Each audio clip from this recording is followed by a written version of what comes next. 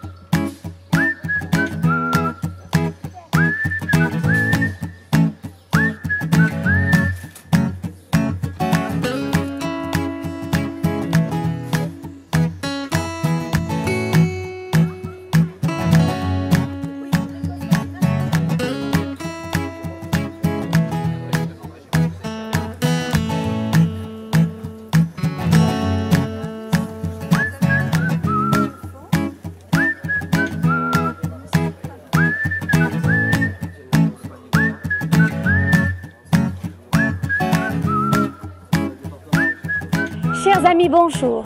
C'est depuis Prades, la capitale du Conflent, en ce jour de marché, que nous entamons le 5e numéro de l'Escabelle de Mona, le webzine qui met en lumière les personnalités exceptionnelles du pays catalan.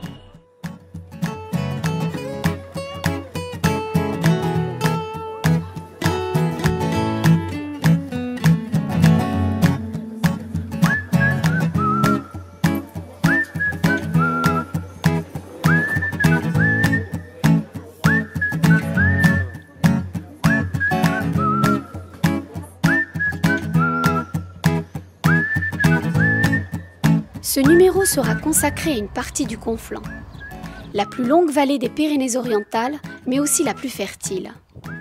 Nous sommes dans le territoire de la montagne sacrée des Catalans, le Canigou. Et là où vous poserez votre regard, sachez qu'elle est bien présente dans le panorama et veille sur un paradis où s'exprime la nature au murmure de l'eau. Le Conflent est aussi imprégné jusqu'aux confins de ses terres d'un passé riche en art roman et baroque. Il regorge d'abbayes, de prieurés et d'églises abritant un mobilier religieux exceptionnel datant du Xe siècle. Les plus connus et visités sont l'abbaye Saint-Michel de Couchat, Saint-Martin du Canigou et le prieuré de Marcevol. Mais d'autres trésors plus timides, comme ceux qui se cachent derrière ce mur sobre de l'église Saint-Pierre de Prades, donnant sur la place du marché, peuvent vous surprendre. Une ode à la démesure baptisée à juste titre le plus grand retable baroque de France, l'œuvre du sculpteur catalan Joseph Saunière. Un patrimoine culturel unique et un terroir riche que cherche à promouvoir l'invité de ce 5e numéro.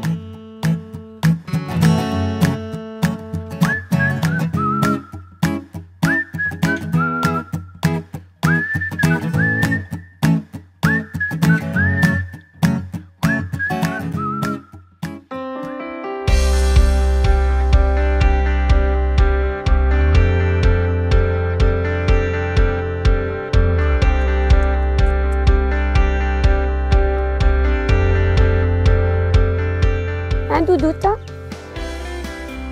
un tornado, tornadito.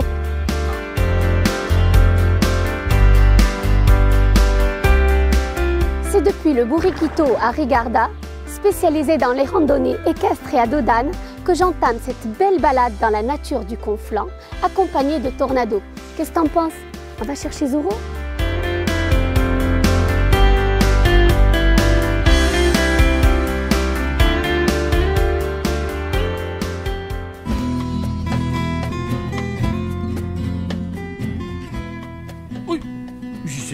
Mais qu'est-ce que tu fais à Zoro? Et toi, qu'est-ce que tu fais à Sergent Garcia? Mais je suis pas un sergent Garcia, je suis un officier au gradé. Toi, t'es un officier au gradé, ça c'est Sergent Garcia. Je te dis que non. Oui, ça j'en suis sûr, ça c'est encore un coup de Mona. Eh, t'as pas loupé la Mona. De toute façon, j'en ai marre, tous les bons rôles c'est pour toi. Moi je prends toujours l'homme grenouille, sergent Garcia, et je te parle même pas des répliques à rallonge. J'en ai marre. Ah bah dis-toi, t'as eu de la chance, hein. Pourquoi? Parce qu'elle aurait pu t'habiller en tornado, mon cheval.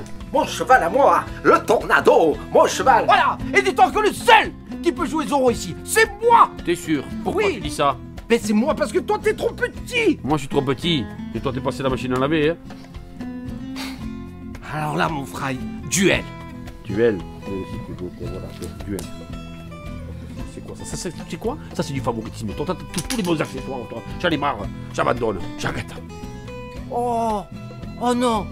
Oh non, je m'abusais bien, Zorro. Ah, ne boude pas, mon frère.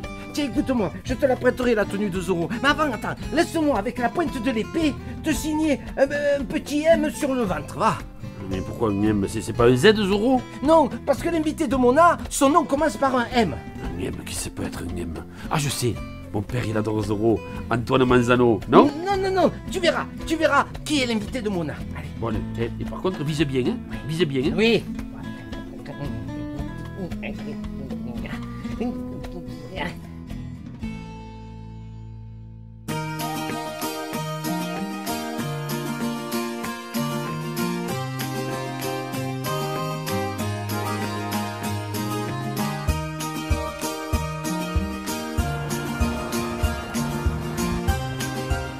Bonjour Monsieur Montesino. Bonjour Mona, on s'embrasse et on se tutoie. Avec plaisir.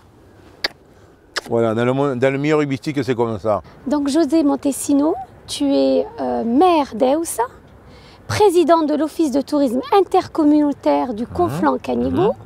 Tu as tenu absolument à ce qu'on soit ici, au fief du rugby à l'USAP, c'est-à-dire on est sorti du Conflans. Pourquoi ici à l'USAP, à Perpignan? L'antre du rugby, il est à Perpignan, c'est l'USAP. Donc le départ, il est là. En fait, tu veux me dire que le commencement pour toi de ta vie, ça a été le rugby, donc il était absolument normal qu'on commence ici. Tout à fait, Mona. Le rugby, c'est ce qui m'a permis aussi de m'épanouir, c'est ce qui m'a permis aussi de progresser dans la vie, parce qu'il y a des valeurs dans le rugby qu'on ne retrouve, à mon avis, dans aucun autre sport ailleurs. J'ai commencé le rugby à l'âge de 8 ans. Mon papa m'a mené dans sa petite 2 chevaux fourgonnette, direction le stade Clément Padrix à Prades. Et voilà, et puis j'allais m'entraîner au rugby 2 fois par semaine. Le samedi, on faisait des petits tournois. Ça a été peut-être ma plus grande histoire d'amour. José, je suis habillée en sportif parce qu'on est sur un terrain de rugby et je m'attendais à ce que tu fasses de même, que tu t'habilles justement sportif, mais tu viens à ma rencontre en cravate et en chemise. Ma tenue, effectivement, ce n'est pas une tenue rugbystique, voilà, certes. Mais tu sais, dans la vie et dans le rugby notamment, il y a 2 vies. Il y a une vie rugby et une vie après rugby. Et là, aujourd'hui, je suis dans ma vie après rugby. Voilà, donc cette tenue, si tu veux, elle fait partie du rugby parce qu'elle véhicule les valeurs du rugby. Au travers d'une association voilà, qui s'appelle les Pilles de Cathédrale, dont je te parlerai beaucoup plus tard, mais tu verras, c'est un super projet. Et par rapport à ces valeurs, je te propose, en tant que pilier de cathédrale, ou comme tu peux le voir, d'en rencontrer un qui, lui, par contre, les véhicule encore plus que moi, tant son cœur est énorme et tant son amour du rugby est profond. Bonjour. Allez, José. Ah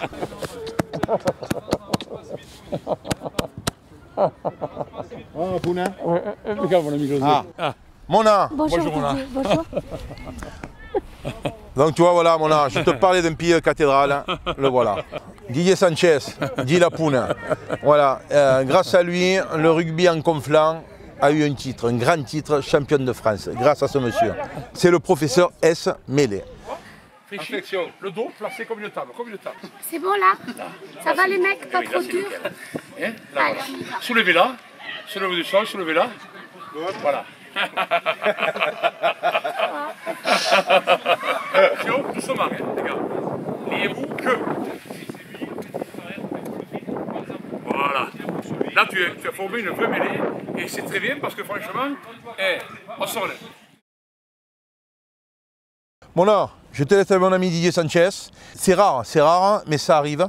Et entre mecs, entre joueurs de rugby qui plus est, et de te dire je t'aime, celui-là je l'aime. Et moi aussi. Voilà. Et oui, nous avons été champions ensemble. C'est beau, ça marque dans une vie. Didier Sanchez, je suis très contente de faire votre connaissance. Et puis merci de m'avoir initié au rugby. Parlez-moi un peu de votre parcours. Eh bien, le parcours, bon, j'ai joué dans plusieurs clubs, bon, dont Lavelanet, dans l'Ariège, ensuite Kia, Montferrand, Albi, puis ici, à Thuir. Et j'ai fait un pays catalan que j'adore. Et ensuite, j'ai été amené à entraîner. Et j'ai commencé par les jeunes. Et ensuite, j'ai pris l'équipe première pendant des années. À l'époque, il y avait 2 hommes, Peya, Meya. Voilà, c'était cette équipe-là. Après, il y en a eu d'autres. les freshwater. Ensuite, il y a eu les Nicolas Mas, les Guirado que j'ai reconvertis de 3e centre talonneur, des Gély, des Mac, enfin, énormément de joueurs. Déjà, nous étions arrivés en finale sous la présidence slovaquaise à l'époque et on avait amené 45 000 Catalans à Paris. C'était Texidor Riardé qui entraînait. Ensuite, bon, avec Jacques, voilà, l'équipe est arrivée au titre. Et alors, j'ai de l'espoir, moi, oui, dans le rugby? Complètement, parce que tu as les qualités à rugby, c'est-à-dire que tu n'as pas peur. Quand tu y es, tu y es. Hein, et donc, tu t'es positionné, alors que beaucoup auraient hésité, auraient été empruntés, auraient eu le dos rond, seraient tombés. Toi, tu es allé de bon cœur. Et quand on le fait de bon cœur, c'est la réussite, automatiquement.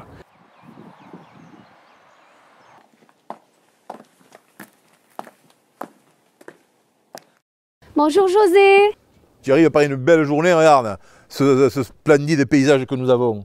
C'est une fierté particulière d'être le maire d'un village comme Eus. Bien évidemment, c'est d'une très très grande fierté, d'abord parce que c'est un des villages les plus ensoleillés de France.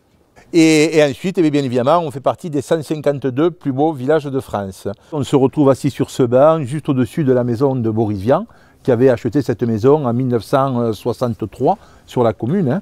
Et il y a une activité aussi patrimoniale, puisque nous avons 2 églises, une classée et une répertoriée, Saint-Vincent du Haut, Saint-Vincent du Bas. Justement, cette église, je parle de l'église de Saint-Vincent du Haut, oui. Elle a une histoire assez particulière. Effectivement, mais je vois que mon oncle est là, c'est notre guide attitré sur la commune. Mère, bonjour. Bonjour Jean, heureuse de faire votre connaissance. Ça va mon oncle? Mère, bonjour. Mona, notre nouveau rayon de soleil à Eus. Ah, c'est bien ici, vous êtes bien là. Parce que... Je suis très curieuse de savoir tout ce que vous allez nous dire par rapport à cette église. Oh, il y en a beaucoup à dire. Hein? Alors ici, donc, quand un compagnon du devoir a travaillé dans une église, on doit trouver un blason, soit le blason du compagnon, soit la croix, ou l'escargot, ou la feuille de vigne. C'est un indice. Et alors là, on va le voir avant les 2 premiers virages. Donc en fait, ça veut dire qu'il y a des compagnons du devoir qui ont travaillé notre église.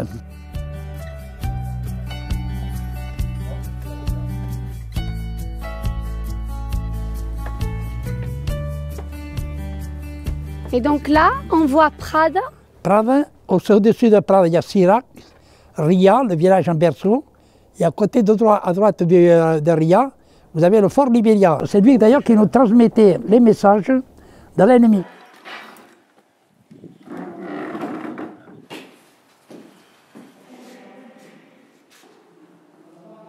C'est qui a construit cet hôtel? Ça a été construit par le Paul Saunière et Dédé Vachas. On a mis 5 mois pour faire ça. Une particularité d'ailleurs dans ce tableau, regardez la Vierge au-dessus de l'âne, donne le sein à Jésus. Il est très rare, pour moi j'en connais que 4. Il y a une à Molich, une à Elne, celle-là, et une en Bretagne, comme on signalé, qui donne le sein. Et cette cloche alors? Il y en a 52 dans toute la France, mais chez nous les plus riches, on en a 29 dans les Pyrénées-Orientales. Il y a 2 modèles comme les nôtres, avec les 12 clochettes, ils représentent les 12 apôtres. Comme les 12 apôtres n'avaient pas tous la même voix, il faut que chaque clochette ait un son différent.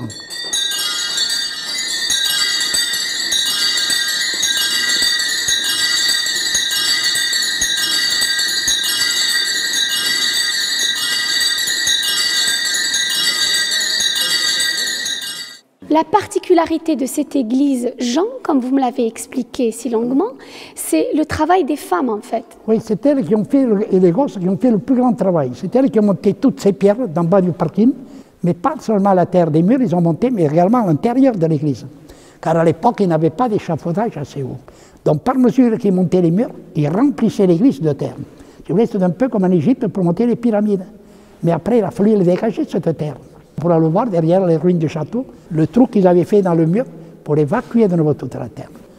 Les hommes, ils partaient le matin avec 2 ou 3 sacs de fumier, donc pour mettre un poignet de fumier à chaque vigne, à la souche de vigne là-haut. C'est pour ça que c'est surtout vous les femmes qui avez fait le plus grand travail.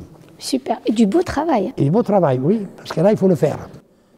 Je trouve vraiment superbe que vous soyez dans le partage, dans la transmission de tout ce que vous savez. Merci beaucoup. C'est bon, mais c'est normal. C'est moi qui vous remercie d'être venu pour attirer du monde. Déjà, j'en ai pas mal, mais comme ça, j'en ai davantage. Merci, Jean. José, nous, on va continuer la balade? Et bon, on continue, mon âme. Allez, on y va. Ah, là, c'est l'univers des chats. Ah, là, oui.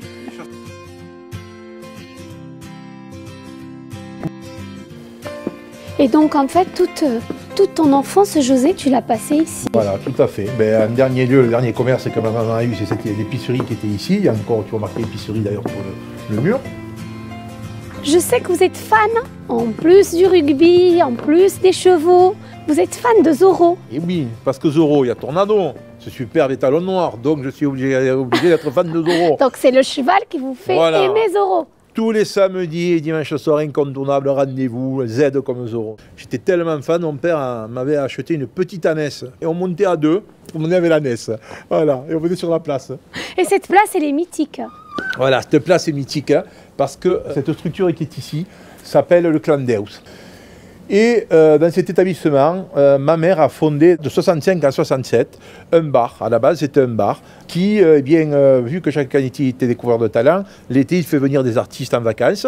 Donc nous avons eu, ma mère a eu le plaisir d'avoir Jacques Brel notamment, Félix Leclerc, Georgette Lemaire, Manitas de Platas. Et pour la petite anecdote, un jour, on a des gitans qui arrivent. Et donc ma mère elle a dit non, on ne joue pas, non, vous pouvez partir avec des guitares, tout ça. Et le monsieur arrive, un monsieur assez grand, quand même classieux, il dit attendez madame, je suis Manitas de Plata, c'est monsieur Canetti qui m'a dit de venir. Ah bon, ma mère dit bon, vous pouvez rentrer, alors, vous pouvez jouer. Mais parce que c'est Canetti qui y avait dit quoi. Sur cette place, Félix Leclerc s'est mis à côté de moi et il a dessiné comme moi, dans la même position, allongé, couché, et on dessinait donc avec Félix Leclerc. Pas bon? Vous pouvez me parler, José, de cet habitant d'Eus dont vous avez rapatrié les ossements. Ça vous tenait à cœur. Henri Pajot, qui est un enfant d'Eus, mort donc à la guerre 14-18. 100 ans après, on l'a rapatrié sur notre commune. On l'a retrouvé dans le nord de la France, à la frontière. En Lorraine. En Lorraine, voilà. Je crois qu'il était aussi important de pouvoir mettre un nom maintenant et voilà, il y a une sépulture au moins sur ce monsieur qui est allé quand même se battre pour qu'on ait justement ce bien vivre dans notre commune.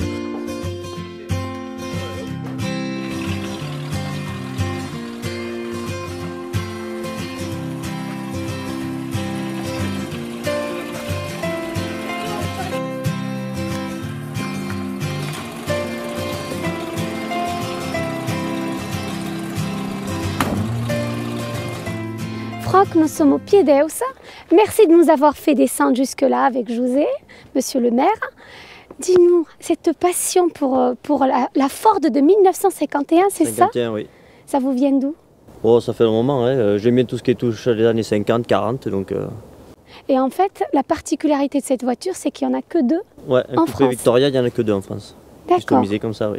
José, on est aussi devant un panorama magnifique qui est une fenêtre sur le Canigou. Ça a été pendant 3 ans et demi votre studio pour présenter la météo sur France Télévisions. Ils m'ont demandé régulièrement, pratiquement tous les lundis, de faire des petits clips vidéo d'1 minute à 2 minutes sur le temps qu'ils faisaient sur notre conflant et notamment sur Eus. Je m'amusais un petit peu avec Romeshko et Marine Vigne sur ces météos. Tu pourrais me faire les prévisions de ces prochains jours? Boundé Yomona, on ne faillit pas à notre tradition. Nous sommes le village le plus ensoleillé de France. Un soleil magnifique et je crois que nous aurons une très très belle journée pour aller se balader dans notre beau conflant et notre beau haut conflant. Je vous dis fins à bientôt tout homme et à la prochaine.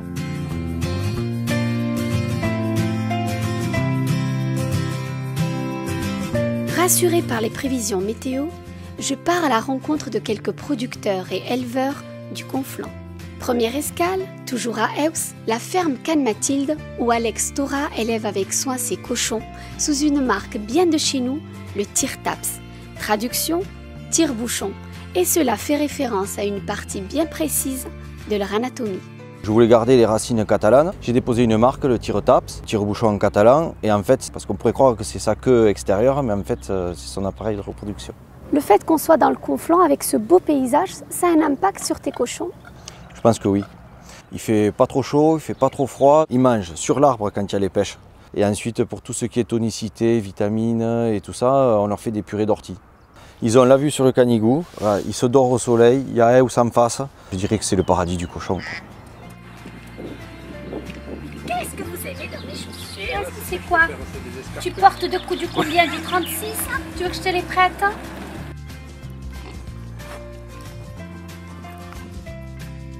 La poule caquette, le poussin pépille, le coq chante. Et il le fait bien à la ferme d'Arsa à Sournia, le lieu de ma deuxième escale. Une exploitation au cœur des Fenouillèdes, bénéficiant de grands pâturages riches en biodiversité, dont profitent aisément les bœufs et les volailles de Yannick Villardeil. Bonjour Yannick. Bienvenue, viens voir ce qu'on fait. Je peux te faire visiter. Hé, cocotte. Ça, c'est les petits derniers. Oh, petit mimi, ça.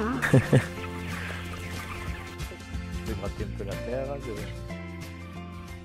Les vaches, tu vois, les cailloux là-haut, tu vois des points plus blancs là-haut. Là, en ce moment, elles sont là-haut. Et après, au fur et à mesure de la saison, elles montent jusqu'en haut des crêtes là-haut. Voilà. Les poulets vont dehors tous les jours et mangent des céréales. Ben, ça, c'est un poulet qui a entre 5 et 6 mois d'élevage, qui se mange rôti au four ou... Il veut s'échapper, on le lâche. Allez, va-t'en. Il n'est pas allergique aux poules, hein? Non, non, aux poules.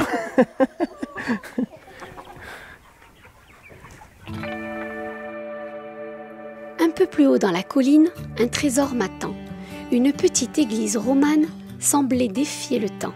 Cette chapelle à nef unique, avec un retable et une croix du XIIIe siècle, est classée au monument historique. Et en la visitant, j'osais à peine estimer le nombre de rires de mariés qui avaient résonné entre ces murs. Ma dernière escale fermière se déroule à Cerdinia, où un oiseau d'exception règne en maître au mas de la Guardia, l'autruche. Avec la passion en héritage, Alain et Laure Domenech ont introduit cet élevage dans leur exploitation agricole, en plus des vaches, des bœufs et des veaux. Entre exotisme et fascination, mais aussi un peu d'appréhension, je me laisse guider. Ce n'est certainement pas le moment pour moi de faire la politique de l'autruche. L'autruche est un animal qui est très agressif, donc il faut garder quand même toujours ses distances. Ça peut faire quoi une autruche? Non, c'est pas le bec, c'est les pattes. Et donc elle se jette sur vous en jetant les pattes. On va comparer ça à un coq de combat, mais en beaucoup plus gros. C'est un grand boxeur, quoi. Voilà.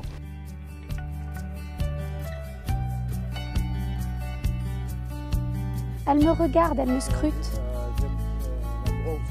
Elle me scrute, là. Alain, c'est quel genre de race au niveau des vaches et au niveau des taureaux? Alors là, on a un troupeau de race gasconne, un troupeau allaitant. Oui. On fait une montée naturelle avec du taureau limousin. Et j'ai vu les petits veaux là-bas, ils ont une petite couleur, là, ça me Ils sont magnifiques. C'est le Canigou qui leur donne cette couleur. Ah, mais je veux bien le croire.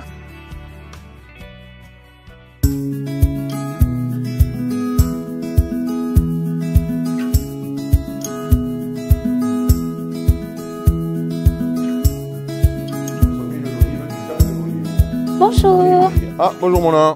Nathalie qui est notre référente sur tout ce qui est producteur sur l'ensemble du territoire. Enchantée. Merci, vous aussi. Nous sommes à la cave coopérative de Vensa et aussi à l'office de tourisme intercommunautaire dont tu es le président, José. Tout à fait. Parle-moi un peu de ce lieu. Lorsque nous avons donc en 2016 créé l'office du tourisme intercommunautaire, il fallait que nous ayons un maillage sur l'ensemble des 47 communes que représente notre communauté. Et l'office de Vensa avait un bureau. Donc nous avons décidé, en collaboration avec tous les viticulteurs, bien de faire l'office à la cave. Ça paraissait cohérent, l'outil est nouveau, il est neuf. Voilà, aujourd'hui on a énormément d'agriculteurs, d'artisans et qui font des excellents produits et de très très grande qualité. Nathalie, c'est quoi votre mission à l'office de tourisme intercommunautaire ? La mission qu'on m'a donnée, c'est de recenser les producteurs qui se trouvent sur notre territoire et d'essayer d'établir un lien avec eux afin de dynamiser cette filière. Du coup, il y a plus de 300 producteurs qui ont été recensés dans différentes filières et que l'on retrouve d'ailleurs pour la plupart dans le guide pratique du Conflent. Et ce guide, les gens viennent le chercher ici ? Alors, ce guide, en fait, est envoyé, on peut dire, partout dans le monde, puisqu'il existe en version française, mais aussi en version catalan et anglais. Donc, en fait, il contient toutes les pépites du Conflent, en plus des agriculteurs et des artisans des métiers d'art. Et le vin, alors ?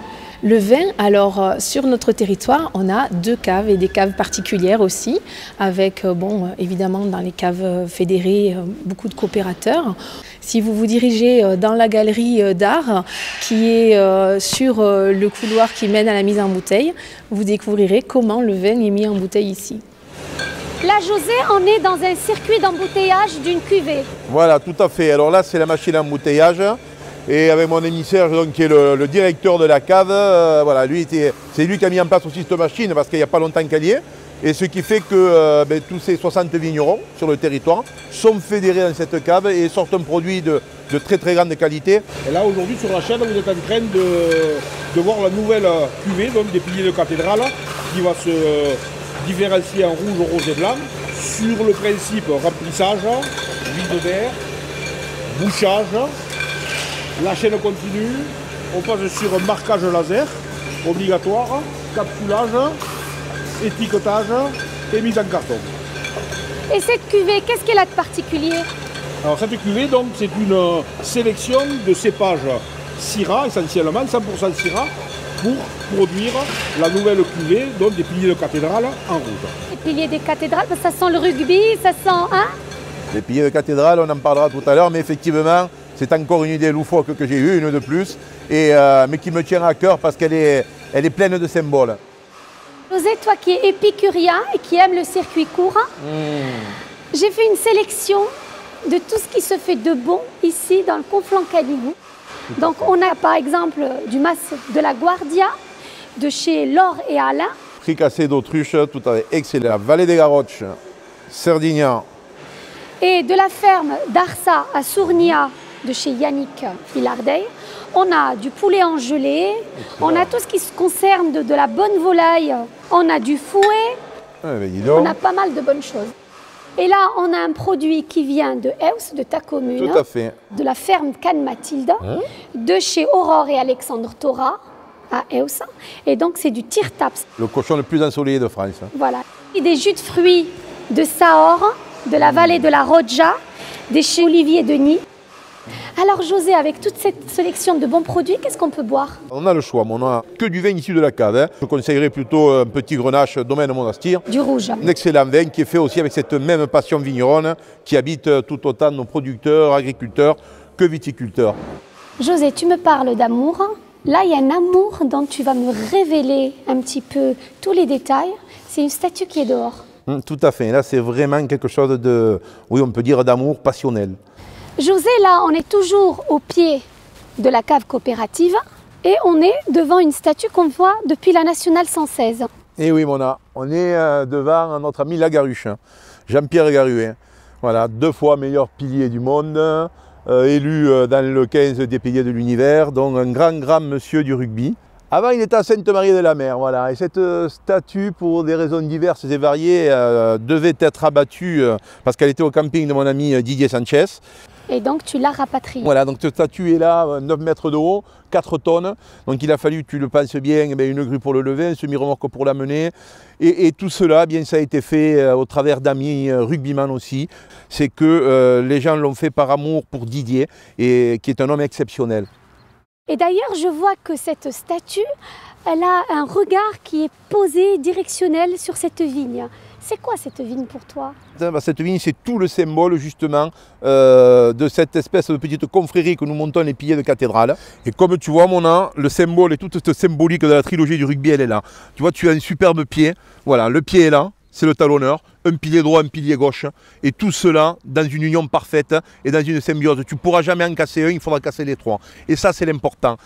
José, cette cuvée des piliers des cathédrales, elle a aussi un but humanitaire. Complètement. On va vendre ces bouteilles et le bénéfice que nous ferons des bouteilles, nous achèterons bien soit un fauteuil roulant pour des blessés du rugby ou des blessés du sport. En fait, cet argent, on va le reverser sur tous des anciens sportifs en fait, qui ont des problèmes de santé. Ça nous permet aussi de véhiculer cette encre très forte qu'est la viticulture sur notre baronnie.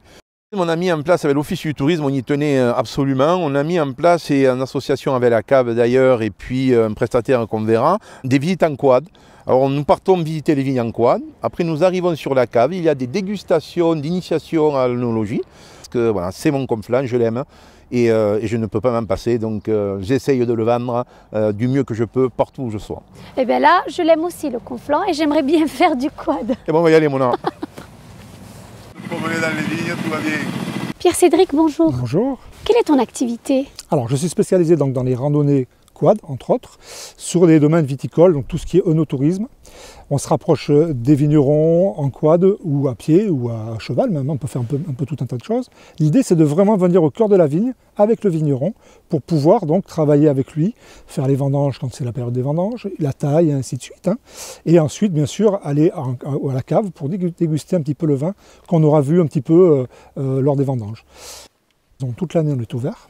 On a des familles qui viennent, on a des petits groupes, des groupes intéressés, des groupes plus ou moins âgés, qui viennent pour se promener et puis visiter surtout l'arrière-pays, qui est le Conflent. Et ce métier-là, vous l'adorez? Je suis passionné de mon pays, des Catalans en général, du Canigou qui est juste là. Et puis tout ce qui se passe autour de ça permet un petit peu de s'adapter à la clientèle et de trouver toujours une bonne raison, disons, d'aller visiter l'arrière-pays.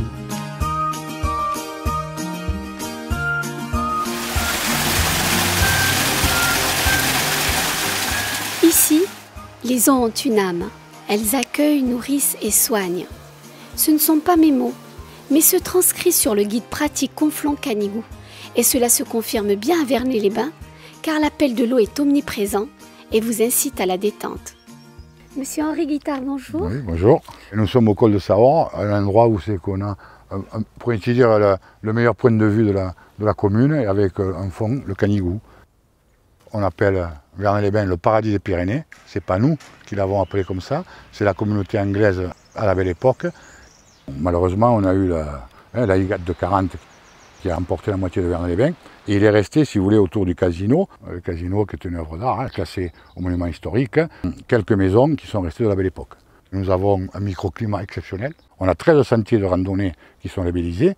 Donc surtout, alors il y a un sentier qui est fantastique, c'est les gorges de Saint-Vincent, avec des cascades, avec des vasques. Donc, et c'est vrai qu'en été, même en ce moment, tous les jours, les gens montent.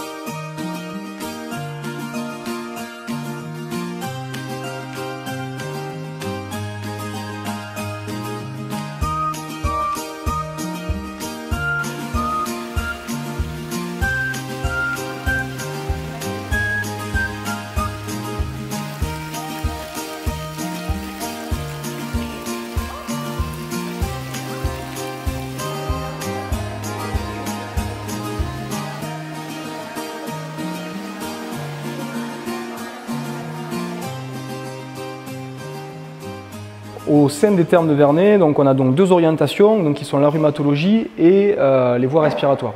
Sur la partie rhumatologie, donc on a différents soins qui sont tous anothermales. Donc ça peut être les douches sous immersion, ça peut être des soins en baignoire, ce sont aussi des douches pénétrantes. Il y a aussi de la mobilisation en piscine. Et sur la partie voie respiratoire, donc il y a toute une série de soins, tout un protocole de soins, donc qui va avec de la nébulisation, du humage, sur toute la chaîne pyrénéenne par exemple.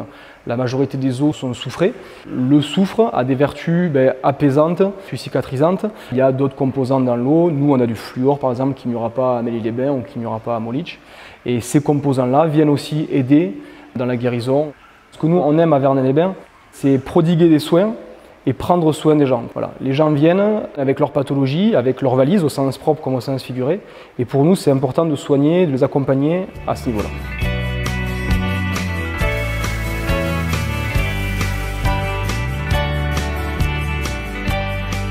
Je ne pouvais aller à la rencontre de mon invité pour l'interview finale sans ouvrir une parenthèse sur la pierre mythique des Catalans, le grenat. Un savoir-faire ancestral que la bijouterie Calvé perpétue depuis 1804, gardienne d'une fabrication de prestige.